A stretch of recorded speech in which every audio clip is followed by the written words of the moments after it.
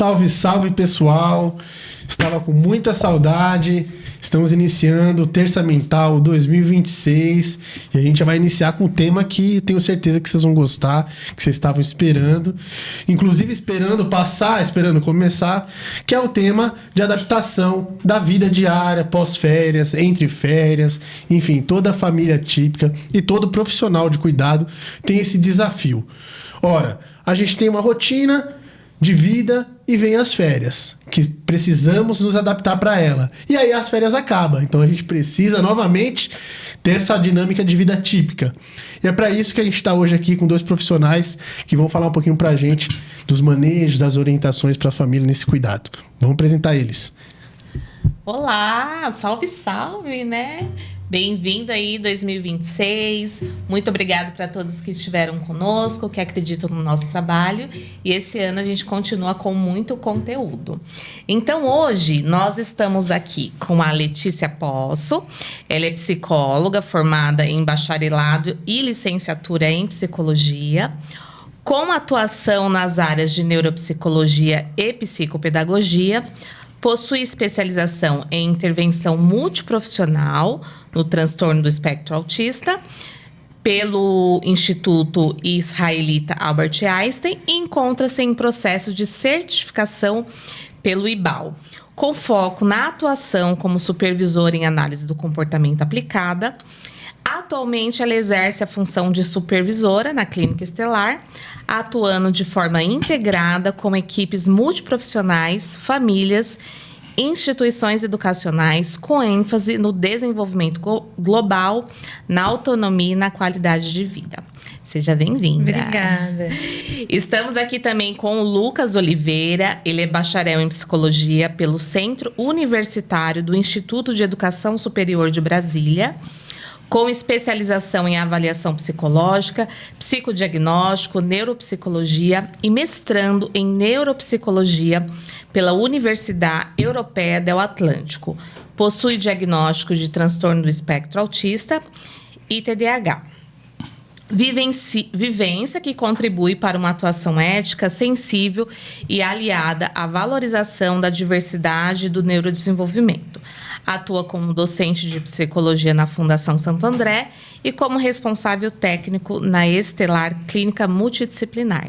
Seja bem-vindo. Obrigada. Bora começar esse bate-papo. Gente, seja muito bem-vindo. Vocês viram, né, gente? O currículo deles. Vocês querem mais açúcar ou tá bom?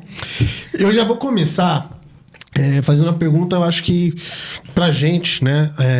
Até nesse papel aqui de levar informação e também como pai, como família.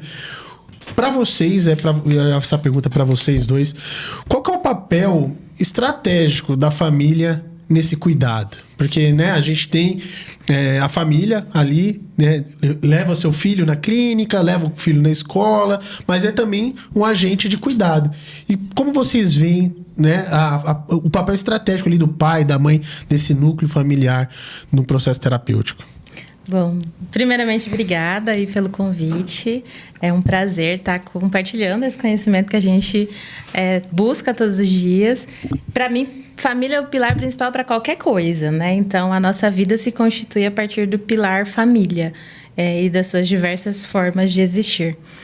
E essa semana a gente estava conversando com os pais na clínica em relação a essa importância do acompanhamento da família. E a criança, ela se molda, principalmente, a gente fala muito sobre criança, a gente trabalha também com diagnóstico tardio, né, na neuropsicologia, mas acho que hoje a criança é o nosso maior público de enfoque e trabalho. Mas a família, ela é o espelho para a criança. Então, todo o direcionamento que a família dá é onde a criança vai se enxergar, reproduzir e continuar. Então, todo esse processo de adaptação, readaptação, rotina. A primeira família precisa se estruturar nesse processo para dar esse suporte para a criança também. Às vezes até a gente fica meio desorganizado nas férias, muda a rotina, muda tudo. Eu acho que a família é o primeiro espelho, o primeiro contato da criança para todo o processo de adaptação e todo o processo de aprendizagem. Acho que o Lucas concorda. Sim, acho que a família ela tem um papel primordial no desenvolvimento do indivíduo, né? Uma boa parte ali desse período de desenvolvimento, quando a gente entra nos marcos de desenvolvimento, é muito reflexo do que a família ela apresenta para a criança, né? Então, o que ela tem de acesso, o que ela tem de informação, do que ela é apresentada para o seu desenvolvimento, né? E ali é onde constitui todo esse processo primário, né, Letícia? Sim, com certeza. Fiquei com uma dúvida aqui, que é um assunto que a gente conversa bastante. O que vocês acham, assim, tem muitas famílias, né, mães, pais, que estão se descobrindo também neurodivergentes a partir do diagnóstico do filho. Como que vocês entendem como que esse adulto, né, que é uma mãe ou um pai, ele pode ajudar a criança a partir do seu próprio processo de autoconhecimento? Porque, assim, tem mãe e pai que também entra em crise quando o filho entra em crise, né? Mas esse processo, eu entendo que é um processo de autoconhecimento. Se você sabe o que você faz numa crise, o que te ajuda, o que te melhora, né? Talvez você consiga orientar melhor o filho. Mas como que faz para eles não cruzarem ali, né? E conseguir ajudar essa criança, esse filho? O que vocês pensam? Deixa eu pegar papel e caneta aqui. Eu acho que esse é um dos temas principais. Eu pego muito pro lado da mulher também, porque eu trabalho muito com diagnóstico tardio de mulheres, né? Então, a mulher tem toda a questão do masking, toda a pressão social. E aí fica essa pressão durante a vida toda. E aí, na fase adulta, eu já vi muitas mães se sentindo culpadas por não perceberem até o diagnóstico da criança e verem mais tarde já um diagnóstico tardio, que a gente já considera ali uns 10, 11 anos, hoje já tem sido um diagnóstico tardio, por elas não se perceberem. Ela é igual eu sou do mesmo jeito, eu sou igualzinho, então tá tudo certo. A partir do momento que você se olha, você consegue olhar para o outro e entender, nossa, eu tenho essa dificuldade, eu posso ajudá-lo dessa forma, porque eu sei como eu me ajudo dessa forma. Eu acho que um dos casos que mais me marcou foi um dos casos de avaliação neuropsicológica que eu fiz de uma senhora de 68 anos. Uau! 68 anos, mãe de 3. Meu xodó, até hoje a gente se fala. Eu vim de Cuiabá, Mato Grosso, né? Então, os meus pacientes de lá também são muito importantes para mim. Me constituir enquanto psicóloga, toda a minha vivência vem de lá. E foi um caso que me marcou muito, porque muitas pessoas falam, o que vai mudar depois de tanto tempo de vida? E eu acredito que para ela mudou praticamente tudo.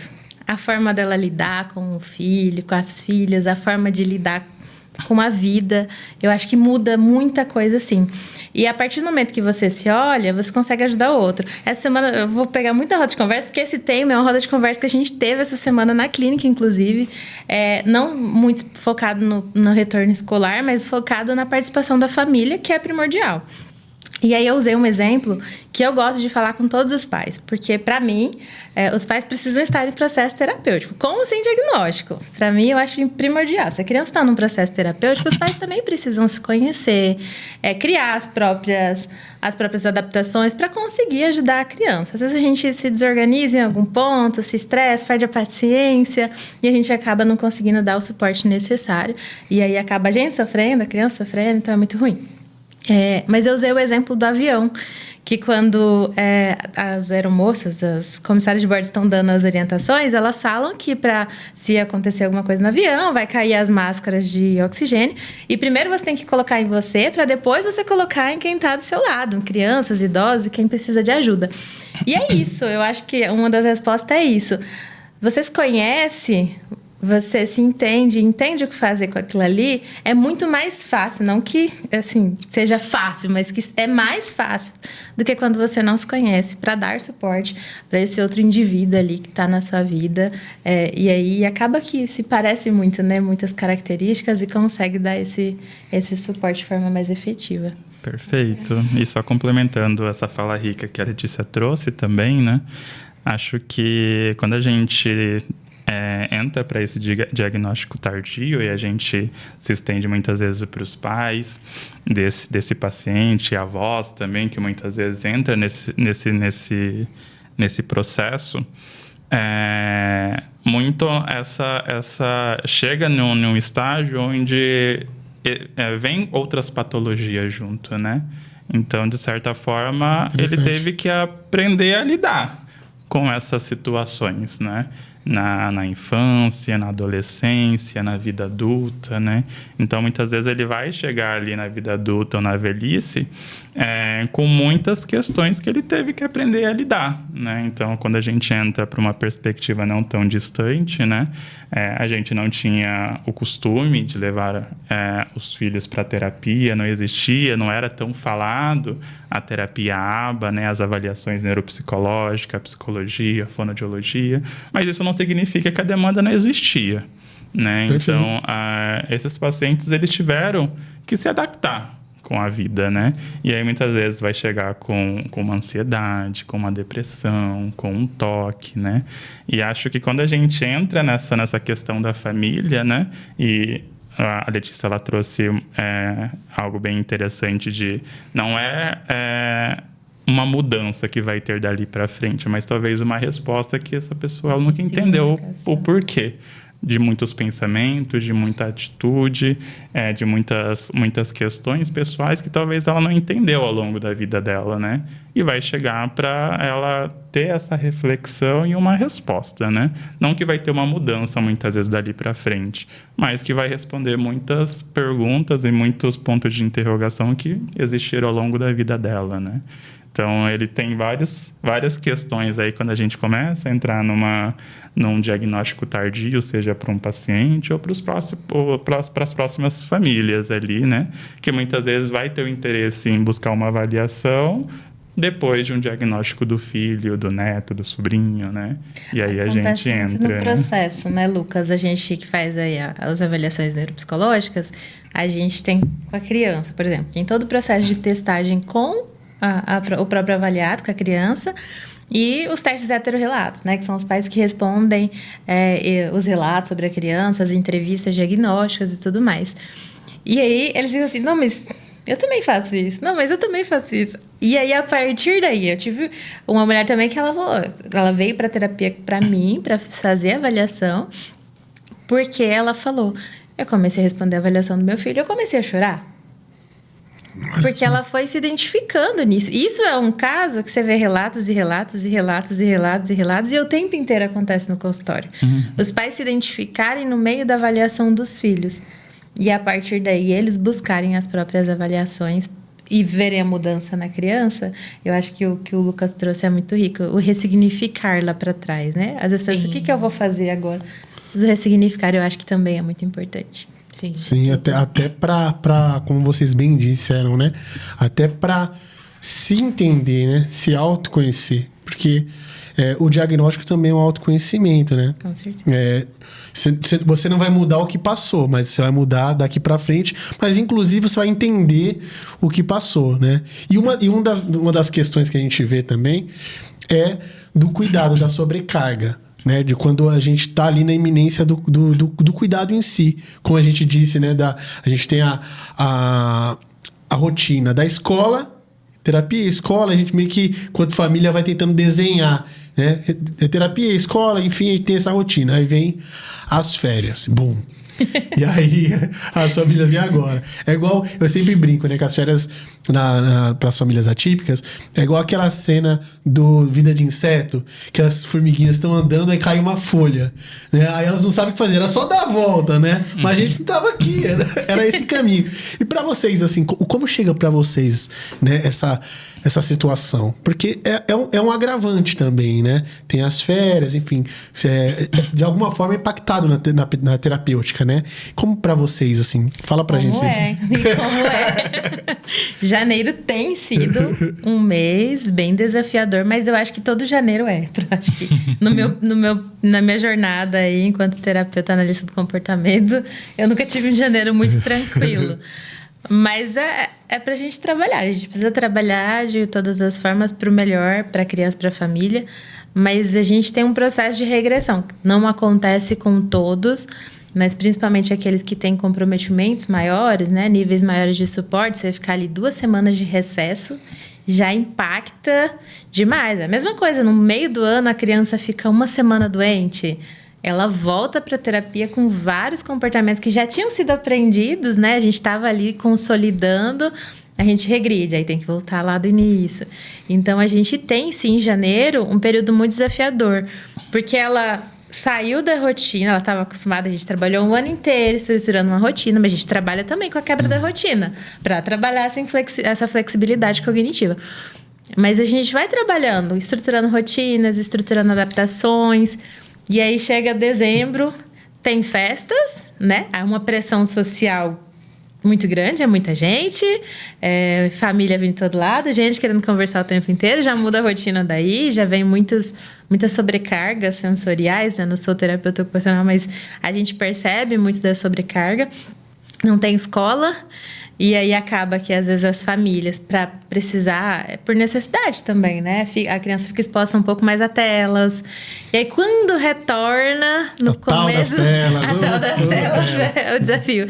E aí retorna em janeiro, a gente tem 2 desafios. Primeiro, ele retorna antes para a terapia. Então, para o processo terapêutico, a gente precisa estruturar toda essa rotina. Mas a maioria das crianças tem aquela rotina. Eu tenho o horário da escola, tenho o horário da terapia, eu tenho o horário de casa. Como assim eu voltei para a terapia, eu tenho o horário de casa, não tenho da escola? E aí, muitos ficam pedindo a escola. E aí, quando retornam para a escola, é a readaptação. Mudou de professor, às vezes mudou de colega, mudou de sala. E aí a gente readapta também para tudo isso. E é isso, a gente trabalhar essa readaptação mais e mais, mas janeiro é realmente o mês mais desafiador.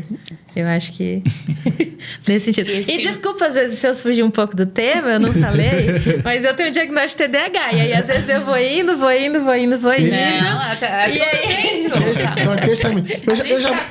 Eu já vou começar aqui. No ano passado, eu não falei, até pensei em várias vezes falar, acabei esquecendo, justamente pelo diagnóstico. Mas eu vou até começar a falar aqui. O terça mental, ele tem esse nome de terça mental porque os neurodivergentes da família nasceram numa terça-feira. Então, todos. Então, terça mental tem a ver com a nossa neurodiversidade. Mas, bom, você estava fazendo a pergunta, te cortei. Não, é porque assim, vocês, os dois vieram de Cuiabá, né? Uhum. Então, aqui em São Paulo, vocês vão perceber, né, que o clima é... De manhã tá de um jeito, de tarde do outro. E nesse janeiro, a gente foi atípico também, porque fez um calor muito maior do que faz. Me senti em casa. Então, até isso, a gente percebeu que mudou. Sim. Né? Porque assim, o nosso filho, ele gosta do calor porque tem a praia, tem a piscina, né? Mas a gente percebe o quanto afeta, assim, até a mudança do clima, né? Então, a gente tá nas férias, a gente tá em casa, mas aquele bafo de calor, né? Então, até isso mudou na nossa rotina, né? Sim, sem sombra de dúvida. Mas eu acho que as férias, quando a gente faz a pergunta, a gente faz pro nosso, né, espectador, porque as nossas famílias, né, têm essa necessidade, e pra gente também, porque a gente percebe, né? Toda mudança de rotina pra gente é bem conflitante, né? Eu digo eu mesmo, né? Esses dias a gente teve uma quebra de rotina, a gente foi dar um passeio, né? Em família, aí dentro do passeio fizeram uma nova proposta pra gente, né? O mais curioso é que assim, o meu filho, né, o Mariano, nível de esporte 2, topou, tal, aí eu falei pra eles, pra mim não rola, eu não vou. Mas não vai, não, porque a gente não tinha combinado. Eu não consigo fazer o que vocês vão fazer. Eu não consigo. Então, assim, a rotina é algo, né, que a gente... Eu assumo, tá, gente? Quebrar a rigidez. E falando em quebra de rotina, a gente vai quebrar agora. A gente vai para um novo quadro, que é o Momento que Nos Toca. O Momento que Nos Toca é um quadro que a gente instituiu desde o começo aqui, que é para falar de memórias, falar de momentos, né? Esses momentos que tocam na gente, enfim. E a gente sempre pede fotos para os nossos convidados, para os nossos entrevistados, para vocês falarem um pouquinho, né, das fotos que vocês selecionaram. Então a gente vai começar por essa daí, de Cuiabá para Mauá. Fala aí pra gente. Do calor pro frio, da chuva pra garoa. Pois é, essa daqui é a nossa primeira foto no Instagram da clínica, né? Acho que foi um marco muito importante pra gente, não só quanto clínica, né, como CNPJ, mas também quanto profissional, quanto pessoas também, né? Sair de um local onde a gente estava acostumada, né, Letícia? Onde a gente conhecia todo mundo, onde a gente conhecia profissionais, tinha uma agenda de pacientes, né? Mas a gente sentia que tinha um propósito além daquilo, né? Acho que quando a gente começa a falar de propósito, a gente deixa o coração nos guiar, né? E aí chegamos em Mauá, né? Acho que foi um trabalho que foi muito bem planejado, foi anos ali estruturando, administrando, construindo todo uma estrutura, porque a gente não queria só chegar de qualquer jeito e abrir as portas e não ter o mínimo de estrutura para oferecer um atendimento que a gente acredita que faça sentido, né? E dia 1º de agosto de 2024 a gente abriu as portas, né? E eu lembro que éramos em 3 profissionais e a gente tinha um paciente que vinha aos sábados, né? E em 3 meses muita coisa mudou, né? Acho que essa foto ela precisava estar aí, né? Porque ela foi um momento muito importante para a gente, quanto clínica, quanto pessoas, quanto profissionais da área da saúde, né? E essa segunda foto, ela surge no ano passado, em março do ano passado. Foi um dos nossos eventos no Hotel Mercury. Foi uma noite do pijama que a gente fez em São Caetano, né? Então foi um momento muito importante. Mas a gente colocou essa foto porque teve uma frase de um pai que nos tocou muito, né? E ele trouxe que ele nunca imaginaria que o filho dele estaria dentro de um hotel, né? Devido ao diagnóstico, devido à complexidade, dificuldade de estar em outros locais, com medo do julgamento, da vergonha, né? E a clínica, quando ela surgiu, ela trouxe esse propósito, né, Letícia, de ir muito além de 4 paredes de um processo terapêutico, né? Então, até a clínica, ela sai um pouquinho desse formato, né? Então, a gente tem ambientes abertos, a gente tem jardim, a gente tem uma horta terapêutica, árvores frutíferas, né? Então, para a gente conseguir, de fato, oferecer ali um atendimento humanizado, acolhedor e que realmente impacta essas famílias, esses pacientes, né? Como que vocês veem a importância dessas saídas, né? Porque o que a gente faz no ambiente clínico, né, Letícia, é desenvolver a criança para ela estar nesses lugares, né? Para ela conseguir estar nesses lugares. Então, desde a terapia junto à psicologia, terapia ocupacional, fonoaudiologia, psicomotricidade, nutrição, a gente trabalha para dar qualidade de vida para os pacientes, né? E que eles possam e devem estar onde eles gostariam de estar, né? Seja numa sala de um cinema assistindo um filme, seja em um hotel, passando as férias, seja dentro de um parque de diversão, né? Então, a gente trabalha dentro de um ambiente terapêutico para as crianças elas estarem onde elas gostariam de estar. E essas saídas terapêuticas, ela chega justamente para isso, né? Para ela conseguir generalizar essas situações e ela conseguir estar nesses locais pertencentes, né, Letícia? Eu acho que o importante de falar disso também, a Estelar, ela me toca de várias formas. Não estou desde o começo, mas estou desde o começo. Estava e não estava. Estava na Estelar. Acho que o Chegamos Mauá me pega muito também, porque eu vinha e voltava. Vinha e voltava. Então, eu vinha 2, 3 vezes no ano. A gente fazia toda a implementação de protocolos, né? Então, a gente preza muito. Tem um novo protocolo. Então, vamos fazer o treinamento dos profissionais, instituir toda a parte de relatórios, então toda essa parte burocrática, mas que faz sentido e faz parte do processo terapêutico, tudo isso eu via, voltava, vinha, voltava, vinha, voltava, vinha, voltava, até que chegou um momento que eu falei, não dá, vou ter que vir e vir. Verificar, né? Vi e fiquei. E aí eu lembro que eu vim em outubro, voltei para Cuiabá, 15 dias depois eu já tinha vendido tudo lá, vim, larguei meu marido e meu cachorro com minha mãe na casa dela, mas depois eu volto para buscar. E aí voltei no recesso fim de ano, busquei eles, estão comigo aqui agora, mas acreditaram também vai dar certo também. Mas a Estelar me toca muito nisso. E esse chegamos, para mim também é muito importante, mas voltando para a parte da saída, você perguntou a importância. O que eu via muito em muitos cenários é quando tem essa saída, às vezes as crianças com maiores complexidades e necessidades de suporte, elas não irem. Mesmo em saídas terapêuticas, você vê muitas crianças com nível 1, às vezes umas crianças com nível 2 de suporte. E sempre que a gente abre esses eventos, são para todas as crianças da clínica. E é esses momentos que às vezes os pais têm dificuldade, por exemplo, eu vou levar lá no Parque Games, né? No Parque Games, por exemplo. Vou levar no Parque Games. No dia a dia, para muitos pais é muito difícil levar essa criança lá, sem um suporte também adequado. Às vezes tem muitas questões sensoriais, né? Auditivo, tudo pega muito.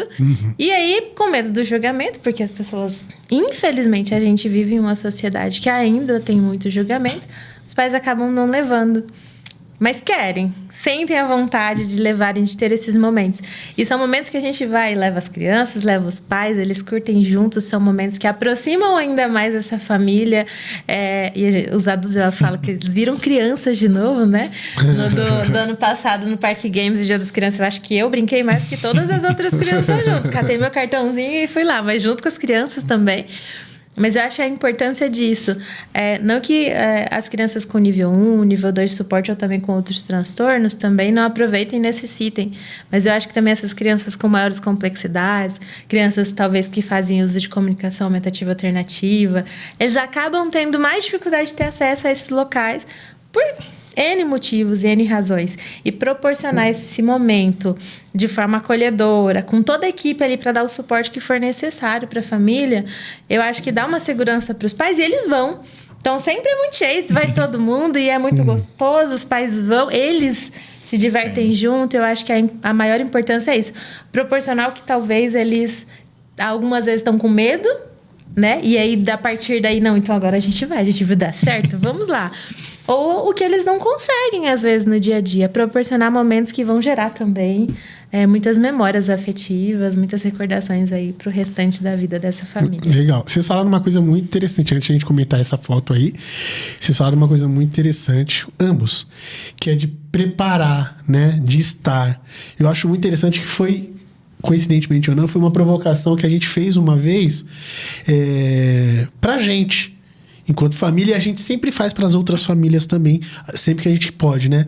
Por que vocês levam os seus filhos para terapia? Que muitas pessoas falam assim, eu tô levando meu filho tantas horas para terapia, que não sei o que. Por quê? E foi um questionamento que eu fiz, né? Por quê? Para essa terapia virar prática, né? Então, se meu filho vai para terapia, para ele ter prática, né? E eu vejo isso, né? Quando, na fala de vocês, é muito importante, né? A terapia não tem que fazer sentido a terapia, tem que fazer sentido terapêutico, né? Dele estar ali, dele viver, dele vivenciar. Então, fico muito feliz, né, de ouvir isso de vocês, que foi um questionamento que a gente fez uma vez, né? E é isso, nosso filho é pro mundo, né? Tem que apresentar ele pro mundo. E a gente não quer ver a criança na clínica mais. Assim, eu acho que essa é uma dualidade. A gente adora estar com a criança ali, mas eu falo que o meu maior objetivo é tirar a criança da clínica. O meu maior objetivo enquanto como profissional... falam, né? O nosso trabalho é para que eles não precisem mais. Exatamente. O meu trabalho é para que você não precise de mim. Então, em momentos de alta, porque já tive pacientes que tiveram alta, assim, aprendizes, né? A gente usa muito o termo aprendizes na análise do comportamento. Meu supervisor me batendo por eu estar falando paciente nesse momento. Enfim. Mas a gente usa muito o termo aprendiz. E já me perdi a alta ideia. Olha. Tá. Já tive muitas altas de crianças, de pacientes, de adultos também, que faziam um processo terapêutico comigo. E eu sempre falei, não, depois a gente se vê num café, lá na rua, em outro lugar. Aqui eu não te quero mais, não. Só se precisar mesmo. Aí pode voltar, que a gente tá de portas abertas. Eu concordo muito que terapia é pra vida, mas não esse acompanhamento intensivo, né? Terapia é para quando a gente tenha, depois que a gente já passou por essa fase de aquisição de habilidades e tudo mais, a gente vai trabalhando nossas questões emocionais, sociais, do dia a dia, né? Depois você já ressignificou, tu já trabalhou tudo ali, desenvolveu habilidades, está de forma autônoma na vida. Para mim, esse é o meu objetivo enquanto terapeuta. Que todos os meus aprendizes sigam a vida da melhor forma possível, né? Que eles tenham... Eu não gosto da palavra vida normal. Eu acho que eles têm que ter uma vida autônoma. Perfeito. Né? Porque a gente não tá aqui para sempre. Eu falo, vocês são pais. E eu sempre falo para os pais dos meus pequenos, vocês não vão estar aqui para sempre. O meu trabalho é para quando vocês não estiverem aqui. Para que ele consiga se suprir. Para que ele consiga galgar os próprios caminhos e se progredir cada vez mais. E aí é por isso da importância da terapia para os pais, né? De conseguir compreender, né? E para muitos, cortar esse cordão umbilical, né?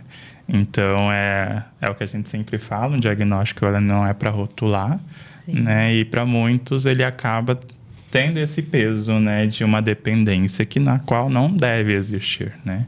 Então, dentro do ambiente clínico, a gente trabalha não só com o paciente, mas com as famílias também, né? Como a Letícia trouxe do exemplo do avião, né? Acho que a gente precisa estar bem para conseguir oferecer um cuidado e uma atenção ali boa para os nossos filhos, né? Legal. Perfeito. E essa foto? E essa foto. Vocês fazem parte disso. Pois é, o coletivo Ter Ação, acho que ele foi um momento muito importante pra gente, pois indicou que a gente estava no caminho certo, né? Acho que a gente abriu as portas dia 1º de agosto de 2024. 3 meses depois, a gente recebeu esse prêmio por um voto popular, né? E em 3 meses, a gente já estava com mais de 50 pacientes na clínica, né? Então, em 3 meses a gente chegou a um quadro de 50 pacientes e ficamos muito felizes quando a gente recebeu esse prêmio. Acho que foi uma resposta do trabalho, da dedicação, do esforço de fazer uma movimentação de estado, de abrir a clínica, né? E mostrou que as famílias, elas estavam acreditando junto com a gente nesse sonho, nesse objetivo, né?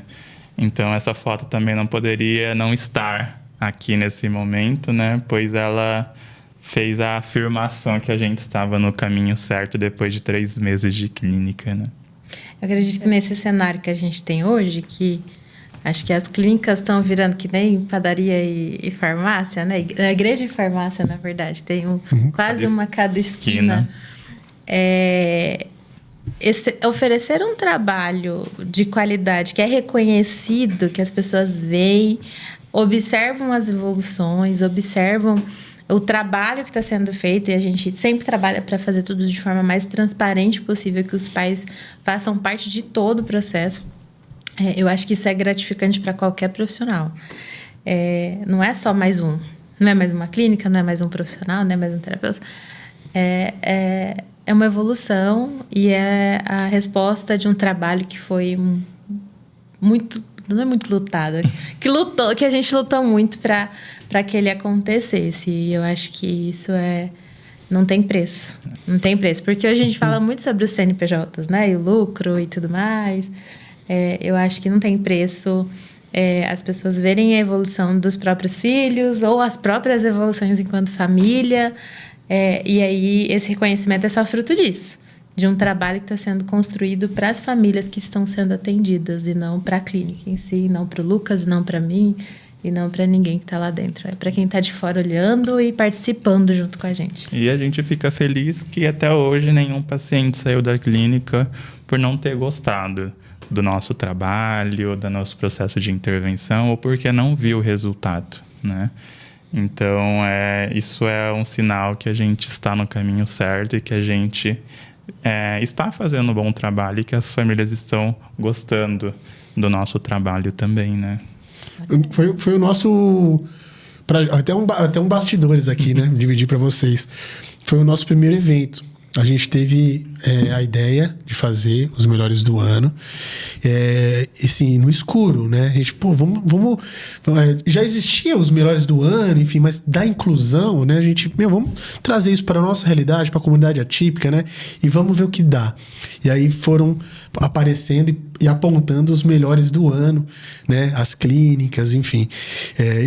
Já estamos no segundo, né? Ano passado, o segundo que vocês, inclusive, estavam pela segunda vez vocês já no júri técnico, que é muito legal também, que já são os olhares profissionais. Se em um ano vocês foram apontados pelos votos populares, no outro ano pelos votos, né, dos profissionais, que é também muito legal. E já vamos nesse ano aí pro terceiro, melhores do ano. Mas aí é papo lá pro final do ano, tá, gente?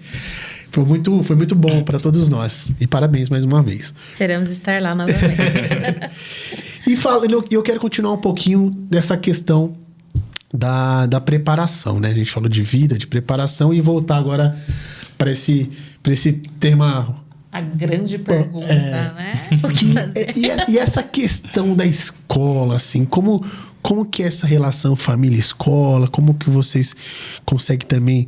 A gente falou muito de terapia e família, né? E agora, né? Família e escola. Como vocês veem isso nessa volta às aulas, esse desafio dessa tal escola inclusiva que a gente também espera, desse agente social, né? Que a gente fala do shopping, do brincar, etc e tal. Mas esses são lugares que a gente escolhe ou não estar. A escola, não, a gente precisa estar, né? E aí, como é que é pra vocês isso? Acho que pra mim é um tema que me pega muito, porque a minha família é família de escola, né? Opa! A avó era diretora do conselho escolar, minha tia bibliotecária, a família inteira dentro da escola, cresci dentro da escola, estudava de manhã à tarde, ficava na escola, na biblioteca. Escola é para mim, o pilar principal da vida do ser humano, além da família.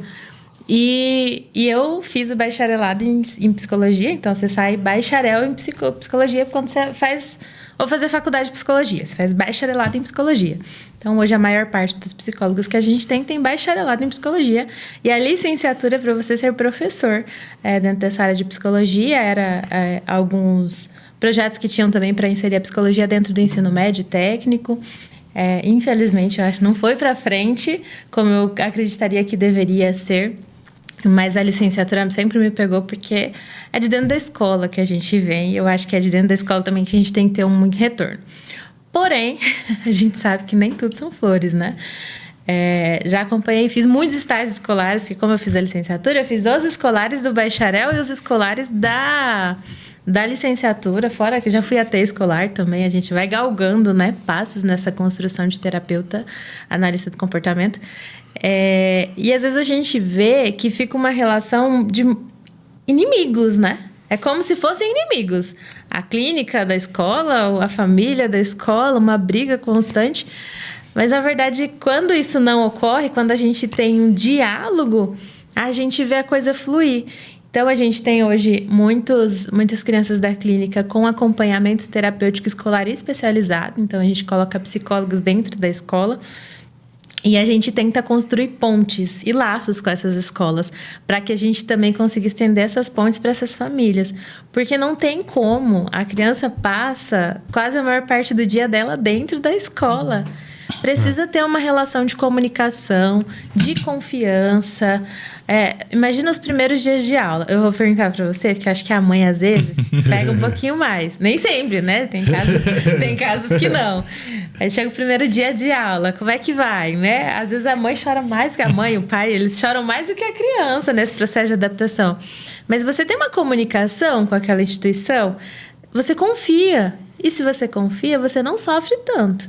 E ainda mais quando a gente tem crianças que, na maior parte das vezes, têm dificuldade com a comunicação funcional, até as que têm já um comportamento verbal adquirido, as que são falantes, até essas crianças, às vezes, têm dificuldade em contar o que aconteceu. Por exemplo, fulano, como foi na escola hoje? Foi bom. Ah, não lembro. Ah, não sei. Mas quando você já tem uma confiança, você entende que ele foi bem cuidado, ele tá ali pro melhor desenvolvimento dele. Você vai muito mais tranquilo, né? Você vê a sua criança com muito mais tranquilidade e paz ali para a escola. Então, esse é um tema que pega muito, porque a comunicação, ela tem que existir. Não é que ela deveria existir, ela tem que existir. E a gente precisa caminhar de alguma forma para que isso ocorra da melhor forma possível. Enquanto clínica, a gente sempre tenta fazer essa ponte. Mesmo as crianças que não têm esse acompanhamento, a gente está buscando agora estabelecer mais conexões com as escolas, né? Então, agora, passando essa adaptação, porque ainda tem um carnaval, tá? Porque são duas questões. A gente teve o recesso, as crianças voltam para a escola e a gente ainda tem o carnaval, que eles vão ficar em um período de pelo menos uns 5 dias sem aula. Vai ser uma outra quebra na rotina. Isso eu acho que é um outro assunto aí. Mas vai ter outra quebra. E a gente precisa, depois do carnaval, a gente já vai fazer essas pontes com as escolas para tentar construir esse diálogo de uma forma ainda mais efetiva, né? Entre clínica, família, escola. Diálogo, para mim, é a fonte de tudo. O psicólogo gosta de falar, né? Então, o diálogo, para mim, é o caminho para tudo isso. Aí eu costumo dizer que é uma trindade, né? Acho que quando a gente entra numa questão de processo terapêutico, a gente não consegue fluir se a gente não tiver uma boa relação com a família e se a gente não conseguir ter uma boa relação com a escola, né? Então, aquilo que a gente estava falando de preparar, né? Então, quando a gente entra aí no processo infantil, na fase infantil, a gente prepara para quê? Para a escola, para as relações interpessoais com os colegas, com os professores, né? Então, é um trabalho que a gente precisa estar muito próximo também, né?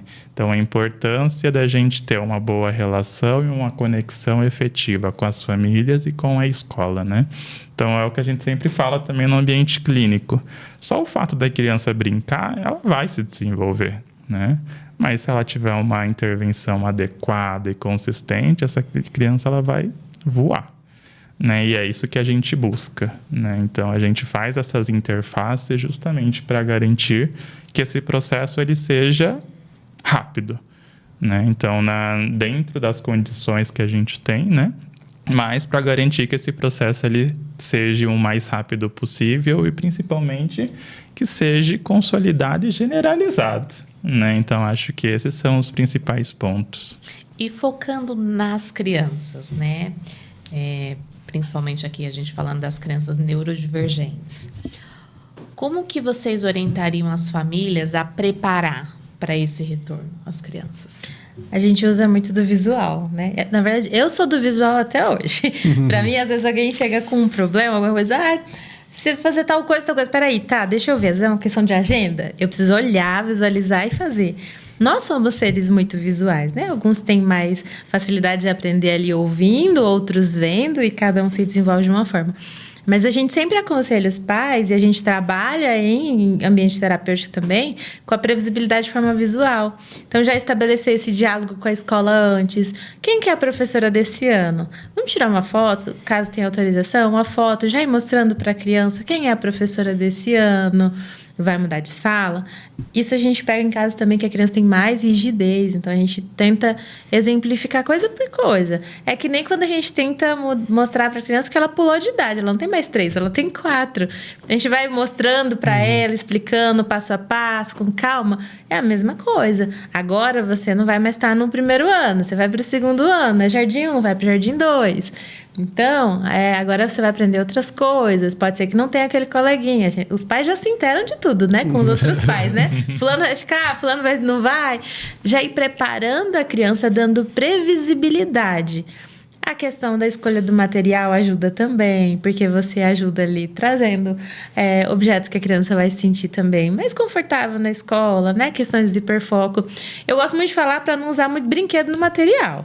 Né? Porque às vezes tem umas agora os materiais personalizadíssimos. E aí a gente às vezes tem um problema também, porque eu provavelmente ficaria brincando com os foguetinhos se meu apontador fosse em formato de foguete. Então a gente tem que pensar nisso também, né? Da previsibilidade. A compra do material é um momento importante, de levar a criança para esse momento. Então, às vezes o pai vai lá, né? Eu vou lá e escolho mais rápido, é melhor, né? Porque às vezes dá trabalho levar a criança para comprar material. Ela quer pegar tudo, né? Mas já faz uma listinha com ela, faz essa listinha de forma visual. Precisa de uma borracha, um lápis, isso, aquilo. Leva para ela participar desse processo. Quando tem mudança de escola, eu sempre oriento os pais. Tentem fazer visita na escola antes com a criança, ou vai passando, fazendo o caminho da nova escola, mostrando que vai ter essa troca de escola. Dificuldade e sofrimento vai ter, sim, um pouquinho. Mas quando você está preparado antes, é muito mais fácil do que você ser pego de surpresa. Como assim eu cheguei num lugar super novo e tudo mais? Eu lembro que eu mudei de escola uma vez na vida só. Então, eu estudei na mesma escola, do pré até Na época era série. Então era a 7ª série, a 8ª série é o 9º ano de hoje. Então eu vi até a 7ª série. E 8º ano, 1º, 2º, 3º do ensino médio, eu fiz em outra escola. Eu lembro até hoje que o dia que eu cheguei, porque minha matrícula ficou muito enrolada, assim, porque eu ganhei bolsa, mas eu só decidi que eu ganhei a bolsa depois, enfim.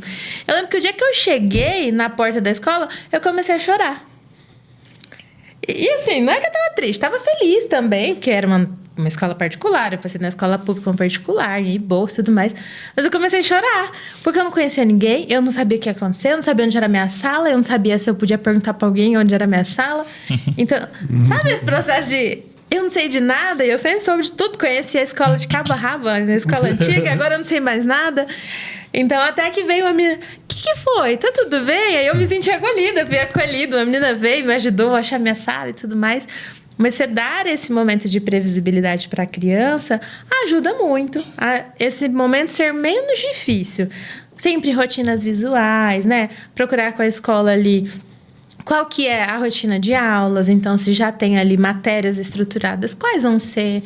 Às vezes a gente já trabalha com rotinas visuais para ficarem pregadas na carteira ou do lado da criança, dependendo também do nível de suporte. Ou escrito mesmo, né? Agenda, que aula que vai ser depois, agora, depois. Sempre trabalhar com previsibilidade. E ter esse diálogo também com a escola, e eu sempre falo que é legal mandar uma cartinha de quem sou eu. Então, quem sou eu? O que eu gosto, quais minhas preferências, minhas dificuldades. Eu acho que isso também, para o público neurodivergente, né, para as crianças, principalmente dentro do espectro autista, que cada um... É um espectro muito grande. Cada um tem as suas particularidades. Então, precisa ter essa apresentação também, porque alguns gostam do contato físico, alguns nem tanto. Então, para quem está ali do outro lado também, entender como dar suporte, como auxiliar da melhor forma possível e como acolher. Como fazer esse momento ser menos doloroso. Acho que isso, para mim, quanto terapeuta, é o primeiro passo. Tem muita coisa, mas esse é o primeiro passo de tudo. E eu diria que acho que é a chave, né? A previsibilidade ali para o paciente, né? Então, quando a gente dá essa previsibilidade... Opa! A previsibilidade... Vai cascando, eu também gasto. Quando a gente dá a previsão para o paciente, né? Mais fácil.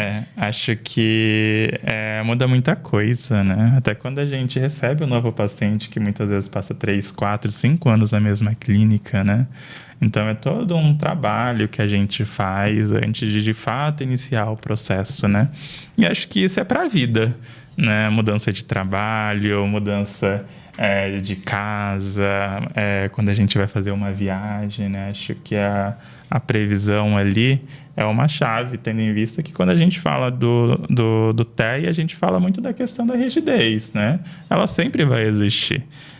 Para alguns vai ser mais complexo, para outros nem tanto, né? Mas isso não significa que não vai ter, né? Acho que a questão da rigidez, ela é um principal ponto ali. E até como critério diagnóstico, né? Porque por mais que a gente tenha aí vários sintomas e dificuldades diferentes em cada indivíduo, um dos critérios é padrões rígidos e restritos de comportamento. E aí a gente sabe que a gente vai ter algum padrão comportamental ali que vai trazer prejuízo. Que eu sempre falo, se é um transtorno, traz prejuízo. Se não, não é transtorno. Então, hoje banalizou-se um pouquinho, né, toda a parte de diagnósticos. Todo mundo é autista. Não é. As pessoas estão se descobrindo, as pessoas têm mais acesso agora, a gente estuda muito mais. Eu falo, na minha formação enquanto psicóloga dentro da universidade, o que eu tive sobre autismo foi o que eu busquei fora. Dentro, mas fora. Eu fiz iniciação científica e a gente estudou e pesquisou sobre a exposição gestacional a agrotóxicos como um fator de risco para o surgimento do transtorno do espectro autista. E aí eu me inseri muito no mundo do autismo e fiquei muito fascinada.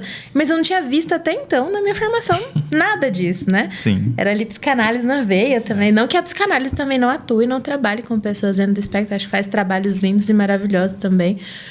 Mas eu não via tanto disso dentro do meu cenário universitário. Hoje a gente já vê. Hoje a gente já tem muitos estudantes que ainda na faculdade já estão inseridos em clínicas multidisciplinares, porque hoje popularizou-se muito e tem muito mais acesso a essa informação. O que é o autismo, como que ele se apresenta nos indivíduos, né? Como que a maior parte dos indivíduos sente, se comporta, como que isso ocorre. Sim.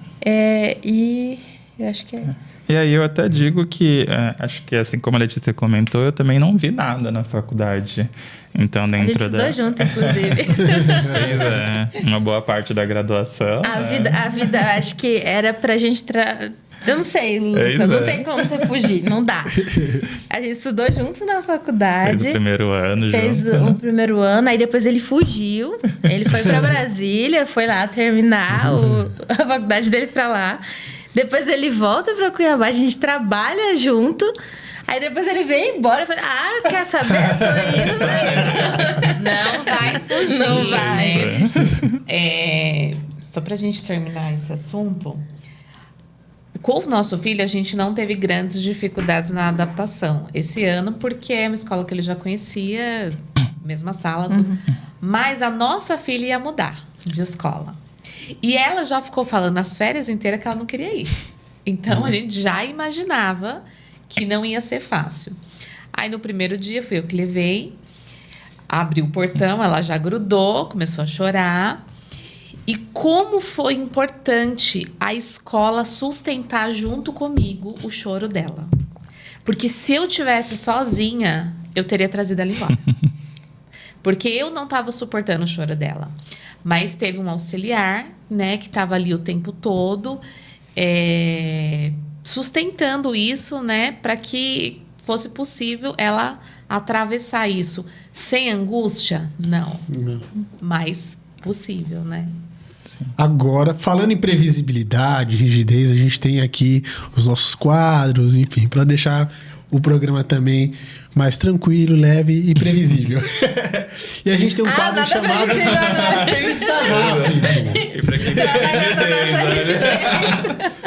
Então a gente vai fazer o quê? A gente vai fazer uma pergunta simples, rápida, objetiva para que vir na cabeça. Meu que vir na Deus. cabeça aí.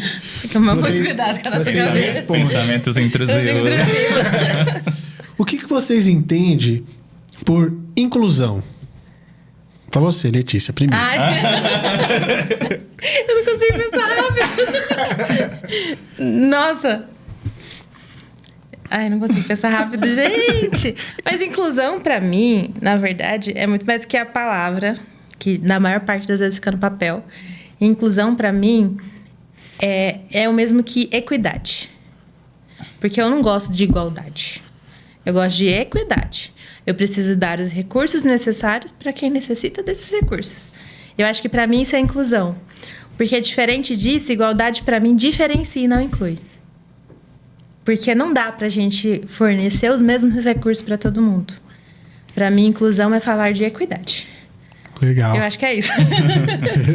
Tentei pensar rápido, mas não. Meu Deus. Lucas, vai. Você quer fazer? É a mesma Vai? pergunta? Pode ser a mesma. Pode ser a mesma, então, inclusão para você, Lucas. Acho que eu vou na mesma linha da minha colega Letícia aqui também, né? Acho que a gente ouve muito também ao longo da trajetória, né? Quanto professor acadêmico também, a gente percebe muito dessa questão. Mas não dá pra gente ver todo mundo da mesma forma, né? Então a gente precisa dar suporte para quem necessita desse suporte, né? Infelizmente não é o que a gente vê, né? Mas a gente trabalha para que um dia a gente possa diminuir cada vez mais essa diferenciação que a gente percebe. É isso. Esse quadro é rápido mesmo, né? Pensa rápido, acabou? um quadro rápido. É justamente pra gente dar esse tempero e dizer que a gente tá chegando ao final. Eu falei que passa rápido, que é tranquilo. Nossa, já foram 50 minutos. Você viu? E eu quero deixar as considerações finais para vocês, Letícia, Lucas. Agradecer muito, né? Quando a gente fez o convite, vocês de prontidão já aceitaram, se articularam, se organizaram para estar com a gente iniciar o ano já com boa informação, com informação importante, necessária, né, para as famílias, enfim. Nosso muito obrigado. E deixo as considerações finais para vocês. Deixar com a minha amiga Letícia. Primeiro de tudo, muito obrigada. A gente trabalhando na rigidez dia após dia aí, né? Fazendo coisas novas. A gente está muito confortável dentro do consultório, na clínica.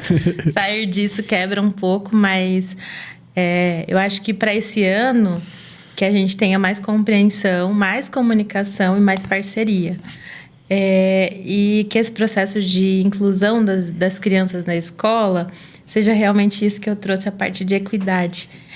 Dar para cada uma das crianças, neurodivergentes ou não, o que elas precisam para conseguir galgar e evoluir nesse processo que é difícil, que é a escola, gente. Não tem como não falar que a escola não é difícil, porque a escola é desafiadora, é um mar cheio. Para mim, antigamente, a escola parecia ser tão grande, mas que a gente é pequeno, né? E parece tudo ser tão grande. É muita gente, é muito estímulo, é muita informação o tempo inteiro. Quando você tem essa parceria entre a família, a escola, a clínica, tudo tende a ficar mais leve. Não é que alivia tudo, mas tende a ficar mais leve. E dar esse suporte é mais do que essencial. E até para as famílias que não têm crianças com laudos, autismo, TDAH nem nada, mas que a criança está tendo dificuldade nesse processo de adaptação, porque a gente enfrenta isso com muitas famílias. A psicologia ela ajuda muito nisso também, fazer um processo terapêutico ali, uma psicoterapia breve, para trabalhar esses medos, as inseguranças. O mundo é muito grande para quem é pequeno. Então, a criança sente o mundo de muitas outras formas do que a gente agora quanto adulto, né?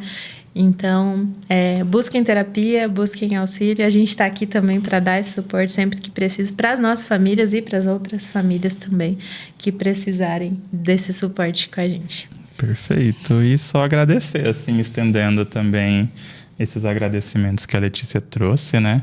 Acho que pra gente é muito importante também estar aqui junto com vocês nesse momento, compartilhando um pouquinho de conhecimento, trocando experiências, né?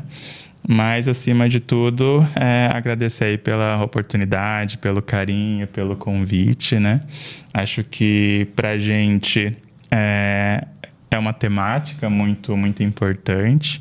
A gente está passando por isso com muitas crianças e com muitas famílias, né? Mas também estender para os pais e trazer essa reflexão que a Letícia trouxe, né? A gente acho que não precisa passar por tudo sozinho, né? Que legal. Então, a clínica, para quem não conhece, fica de portas abertas, né? Então, a gente tem profissionais excelentes que podem contribuir para que esse processo ele fique mais leve, né, para as famílias, para as crianças, né, independente se ela tem um diagnóstico ou não, a gente sempre precisa de um suporte, né, e a clínica ela chega justamente para ser esse suporte. Obrigado, gente. Legal. Muito obrigada. Isso aí, obrigada, gratidão, né, eu acredito que vai contribuir bastante para as famílias que estão assistindo a gente, né? E para a gente também. É isso, vou encerrar até pegando a deixa que os nossos convidados deixaram pra gente aqui, que dizer para as famílias que não estamos sozinhos, né? Como vocês trouxeram, né? O desconhecido do autismo na formação, que depois vocês descobriram. Eu também nunca tinha ouvido falar sobre autismo. E eu descobri a neurodiversidade do meu filho. Foi eu que vi a neurodiversidade dele. E depois que eu vi a neurodiversidade do meu filho, sozinho eu vi também a neurodiversidade em mim. Então, assim, as famílias não precisam se sentir sozinhas, né? Tem que sim buscar apoio, buscar essas ajudas. E esse ano só está começando. Também queremos deixar aqui a mensagem do Janeiro Branco. Por mais que esse episódio vai ser na primeira semana de fevereiro, a gente quer que o janeiro seja colorido, que a gente possa, assim, também buscar essa ajuda com questão da saúde mental, enfim, das famílias principalmente, né? Desse buscar do ajudar, que é cuidar, né, de quem cuida. Então, essa é a nossa mensagem já pra gente começar o ano muito bem, se cuidando. Gente, muito obrigado. Até a próxima. Tchau!